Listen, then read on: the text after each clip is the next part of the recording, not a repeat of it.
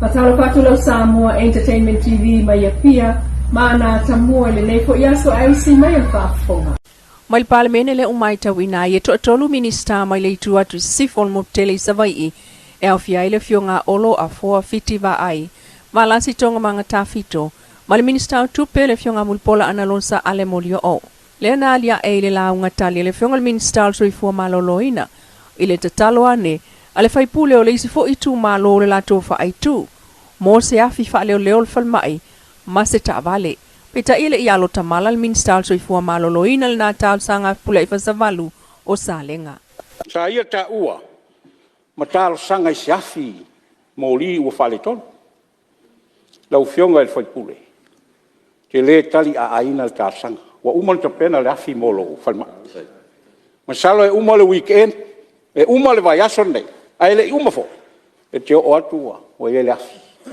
Le taimi ana e tal sanga mai ai. No taum fai e so. Ta i fafo i Amerika Sapani. Ai na maua i Samoa le afi. Lau fionga le fongstrai. Aua te poli. Sa e tal sanga fo i se ta vale. Le ale men talia. Na tali atu le ta vale. O e lava le fai pule na mua mua. Whaonga ina le ambulance. Ai le whaonga e mai. Aftela wa fionga le minsta wa e tadi alo il tal sanga e mato tu malolo whaonga ina fa mai le tas o le wa e sa no le afi mai fafu ia tel tono la umi le afi whaonga ina wa afi mai sapani ia e o taval ia te lo tatalo atu minsta tu pe mole minsta nga rueng ia so mai tau so nga sta vale mole fa ma ia o se mea fia wha manino e lau sau noanga sui sa lenga lua ia lea sa manino ala tala na su e fafo e na maua lava i Samoa la wafi o lona wing e leo si afi whale tonu ia ai o le anganga tau ia tau tona ia whai le afi o le fo i e minsta ta mei ti sa lenga watu le minsta ia salo e ole mea siling ta ua le tu ola lo mai ia olo ne me ne fo u fa mo yo mo li fula ile afia ale falba ia e tele yo tuino malo lo si tu tino malo lo si le te ap e ti fala ngolango e lo fionga pula le ngata mi sta tupe ia mi sta ngalo ngate lona winga ia tato amata ile afina ole afil na la watu ya oe e mu ato ele tu malo rona wing a fai ele ia ele fia ia to falma ia to fa fo i mai a watu sta mai afi mo le lua se fulu i tu malo i savai e na le fa mau tanga se o nga lulu ai fo mai e au fia il falma au tu al mali to tanu ma fili le lua i to sivi o le falma i fa i tu malo i sa fotu e anga ia ile tu nga ngai fo maunga o sa taua ya nga ia i tu malo le tu vai singano falma i fai tu malo i foi lalo mo le tu salenga ma le falma i le tu sa ma le falma i sa tu paitea mo le tu fa sale le anga e iwa se la uno family ona valu se la tolu lima fe lua se la fitus fulu no tala le tu pe fa so ale tu nu ua pasia i el parlemene le fia le solulu lua sului vo union na nafi e fa soa ia ngā nuinga whatino, a matatu le sofroile nei le so mōmua yu lai. Laua fionga i le fonga whitalai, o te whaatu le lafo. Ina ia whaitau ina nei le tū la fono tau whaauwhi. O le whaatau ina o tupe, lua olua lua, lua olua tolu, i lona whaitau ngā whaatolu. Whalua, minsta whaatuanga whai ngā whaiva, minsta leo leo whalpui ma, tue futa inga. Sili, la fai tawin le tu la fonto fa ofi o fa tawin o tupe lua o tolu don fai tawin fa tolu o e fina ngaro e sa un mama ioe au ese le ai ua manu malo le ioe stu la fono fa tanga na il fa tawin o nisio fa ingo tupe mal fa putunga tupe mtanga rongo tupe mal teunga tupe tu sima vaenga malona fa nga ina fa pitoe nga rongo fa tino mo nga fa tino la iti tu ina tu mtanga rongo mo ofisa ngaluenga fatino tu na tu isi vai mga luenga o faia ve masui le malo mo to sang fal tupe fai wina la stols fulu ini lua filus tolu to sang fal tupe lua filus lua filus tolu O te whasisila atu, ua mai on whangasolo, le tūlafon tau whaofi le whatauino tupe, lua olu o tolu, i le pāle mene ua poto, ma ua whapea ona pāsia, e le whono au whai tūlafono. Lana tupe lea, mo le tausanga wha tupe lua olu, i le lua olu o tolu. Ua vai aso talon whatala no le pāle mene le talo le tupe, ma whai aia na whono pō, ona o le tāua, o le mai a whatala no o le tupe whaasoa, i le taimi e te tawai.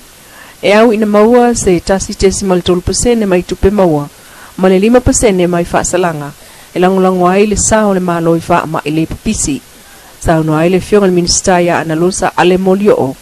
E ono wha aititia tupe maua ma tupe wha mea lofa, mo le malo i le 10% i le tausanga wha tupe fau, ona o le toiftu na inga le malo tupe wha mea lofa.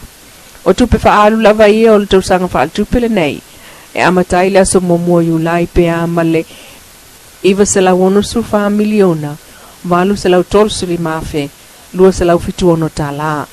Lono winga e au fia impol kala mea tina e, o lo ofsosoa ni maiaipa a ngā Samoa. O le whatalnoanga o le tupe wha soa. O le wha soa fo ili nei, o le asa iti ai le sa o le malo e tutongi ai na aita lafu, i le isi lua sutasi pasene. Ai o porkalame o tupe wha alu, e ono si ita i le lua tasi pasene le tusanga wha le tupe fo nei, fua i ngā ruenga wha tino, fua li tele o vaenga lo ave iai le wha ta ua le malo. Mai tau ina fo i le inisi la fonga fo o whatula i mai, vanga na aile si iti au whasalanga. O nā tupe e alu langlango ina o me tau wha ma i le pisi, ma le pa u o le tau o tiute mo o loa awina mai i tonu, e se vaenga wha apitoa tau so ta inga, e langlango aile na fo i la sanga, ilo tātou o tunu. O whaasolo aile vai asole nei wha amsinonga o le au whainga ruenga ale ofisa o whainga palota, o lo wha malolo le tu mawe au fiai afu alo derol mapu, ma Marie Fanueli luma o le fionga le whaamsino Justice Tuala Warren. O tula iai mo le tua leo le sunga lupe matisila ilinga noa atoa, ai o le tu te e a afualo, o le sunga tofi lau leo nesu ama ilo, ai o mua ming lang wai mo le sunga Fanueli. O lo molia whaatasi to lua lea molia ngai ono e so tanga i whala au whaasa, ma le umio au penga mtautia talu leo sfa inga leo lea na alu inu ufau, leo so lua valo te se malu o lo tasi. E siliel se fulu leo na tula e fai mori mau mai le tua leo. Pei taile li poti ale tala mua o leisi mori mau leo le li isatini ya mose loto mau, na tula ile asonga fua. O siliel lus fulu tau sanga o ngalue ile ofiso leo le vangu susu e, mai oia na ngafa malpu e ina wata inu ufo ile aso lua malo te sema. E lua tu siyata na vatu mol si la fiol fam sinonga o leisi na pu el vanga ale tu su e. Ai o leisi tu siyata na vatu o le vanga wa upenga. Des fulu valu atana iai, mamoli mau mose, o ia na pu ea umata. Aina maita wina ile lo ia tusa malava ata i tusi, mafasiringi ai mose pe aisa wat tusa umai ata o lo abatu. E vaenga ese leo, o tala mose, o ata sa ia pu eina. Maita wina fo ile lo ia le taimi na pu ea iata mali taimi, na taunu wai mose ile fale na oso fa ia leo. Peita ina taula vai mose ia iata na tele ipu ea, ia isi ata, na fato apu elas fraile talwai ai o los fa inga len tupu le solua valote se malu o lotasi. Tula ilesi leo muli anga tele kavete, mata ulfa amsnonga na iai morse il taimi los fa inga ai alwatu tu sa maltolus ful minute talon amata, ai ilesi ta molvaenga le arms division, na puea ata ai na taunu atuloa morse o na puea lofa a wau. Ile lipoti lava leo ta waile toiso isu ea o morse, mafisiringia pe iai se isi tanga taitanga o na tanga yata, Itali e na o komisina lava ma le forensic team. O le angangal file mu, ngā lulue whātasi, mo le anga iluma ai o simanui o Samoa wao, le ana au ngā iai se vaenga o le saunuanga, a le whaipule o le itu malo ngā ngai whamonga numera tolu. Le pa iai ma le mau alunga o le nai tū o le malu. I la o whionga le suite tai, ai me se fo i le pa ia mau alunga, tupu mai e, mali in fai malaunga e mese au tau whionga i li fai pule. Sui fo i wa whirwhiria i tu malo uma ua pale mai ni no fo inga le nai tu le malu. O te taofi ua mawai atu wasa o le tātou savalinga na whai nei. E peo no whai atu le tātou savalinga. E lei whai ngofie. Anga sa tātou wasa asa i taifasia o le lefe malamalamai ma le lefe tali tonua ala te talo ma la fa lo ma au le nai tu le mal o ame o tupu tia o sola ma so wa tato fa tu na ia tato wa ngai mo le mana yo to talia ma le ato to tu la ia tu le nei fa nga malo e tau ave fa nga malo mo le tu nei no fo inga la u le fa lo ma au o te leto e fia manatua opu matala te leto e fia savali fo i ala o amusia ma me uma sa tato iai. Ai fai al tangata mo staulanga ono me uma na tupu. O tato le mafuta ai ma le tau te ta. Sunga ia tu le epa ma to fai ala le pule. Ono lea o tato fina unga na fai. A le lava ua fai lava le taunu unga o taunu iai me uma. O afo i upu matala sa tatou fe ese ai o lau te talo ma le nganga whanau. A tonu o tauna lava i. A maru lua tu fo inisi o taimi lau tau mai tau mai lo le malo lo i lungo le ea. Lo tau mwhai e tari atu. Lo tau mwhai whapulapula atu. Whamalama atu. Ina e toa le tunu. A tatou file mu mo tatou toa. File mu Samoa. File mu lau whenga luenga le malo. O le whafonfonga mai. Pa ia mal mamalu al nai tu al vai. Lau whionga le sui te tai. Ma le mamalu al pa ia mawalunga.